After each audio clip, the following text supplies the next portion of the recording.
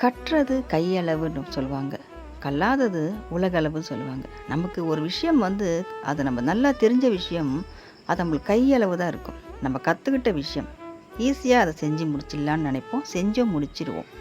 ஆனா, நம்ம கத்துக்காத ஒரு விஷயம், அது சின்ன விஷயமாவே இருந்தாலும், நமக்கு அது மலை மாரி தெரியும். எப்படி பண்ண போறோமோன்னு யோசிப்போம். இப்படியெல்லாம் நம்ம இருந்துட்டுருக்கோம். ஆனா, நம்ம முருகர் தந்தை அவரு கற்றுக்காத விஷயமே கிடையாது. எல்லாமே கற்றவர் அவரு. ஆசான். அவர் ஒரு குரு.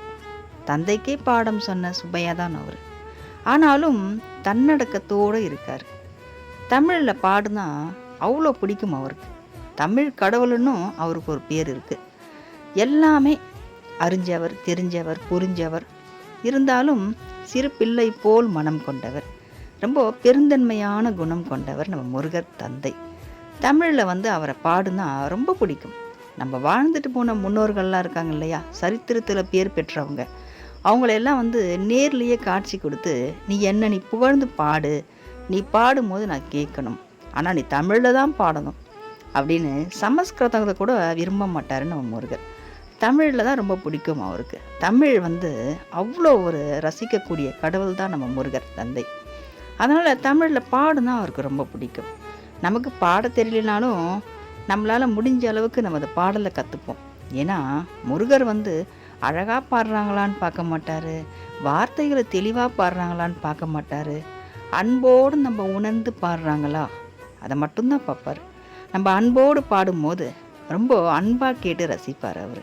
ஏன்னா, அன்புக்காக ஒரு இயங்கக்கூடிய கடவுள் தான் நம்ம முருகர். அன்புக்காகவே கட்டுப்பட்டவர். நம்ம வள்ளி அம்மா இருக்காங்க இல்லையா?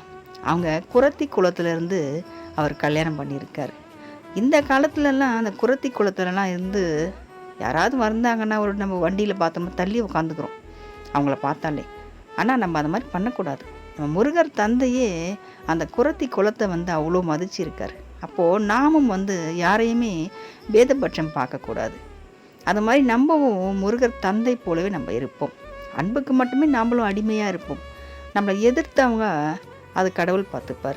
நம்மளுக்கு அன்பு தான் முக்கியம். நம்ம அன்பா இருப்போம். அன்பா நடந்துப்போம். முடிஞ்சா தமிழ்ல பாடுவோம் நம்ம முருகர் தந்தைக்கு.